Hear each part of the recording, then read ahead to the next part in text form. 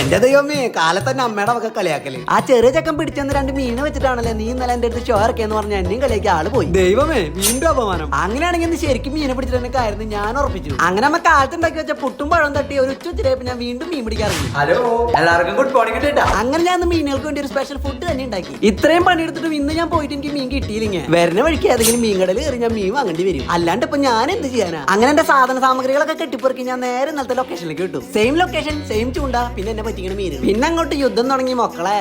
അവിടത്തെ കൊളവാള വരെ എന്റെ ചൂണ്ടയിൽ കുടുങ്ങി. എന്നിട്ടും ഒരു മീൻ പോലും എന്റെ ചൂണ്ട ഒരു ഉമ്മ പോലും വെച്ചില്ല. അങ്ങനെ കാത്തിരുന്ന് അത് സംഭവിച്ചു. നിങ്ങൾക്കൊരു സത്യം അറിയോ? അങ്ങനെ എന്റെ ജീവിതത്തിൽ ആദ്യമായിട്ട് എന്റെ ചൂണ്ടയിൽ ഒരു മീൻ കൊത്തി. പിന്നെ ഞാൻ ഒട്ടും സമയം കളയുന്നില്ല. നേരെ മീനിനെ കെട്ടിയെടുത്ത് ബൈക്ക് എടുത്ത് നേരെ വിട്ട് വീട്ടിലേക്ക്. ഇത് നമ്മുടെ വിജയം. അങ്ങനെ ജോലി കഴിഞ്ഞ എന്റെ അമ്മയുടെ മുന്നിൽ ഇതാ പിടിച്ചൊരു മുഴുത്ത കരിപ്പിടി എന്ന് പറഞ്ഞാൽ ഇട്ട് കൊടുത്തു. അപ്പൊ എന്റെ അമ്മ ചോദിക്കുക ഇത് ഇന്നലെ പിടിച്ച മീനല്ലേ? അപ്പൊ ഞാൻ ആരാ പൊട്ടനാ? അങ്ങനെ ജീവിതത്തിൽ ആദ്യമായിട്ട് ഞാൻ സ്വന്തമായിട്ട് ഒരു മീൻ പിടിച്ചു. എന്റെ ചൂണ്ടയിൽ മീൻ കൊത്താൻ വേണ്ടി പ്രാർത്ഥിച്ച എല്ലാ സുഹൃത്തുക്കൾക്കും ഒരുപാട് നന്ദി. അപ്പൊ ശരിട്ടാ.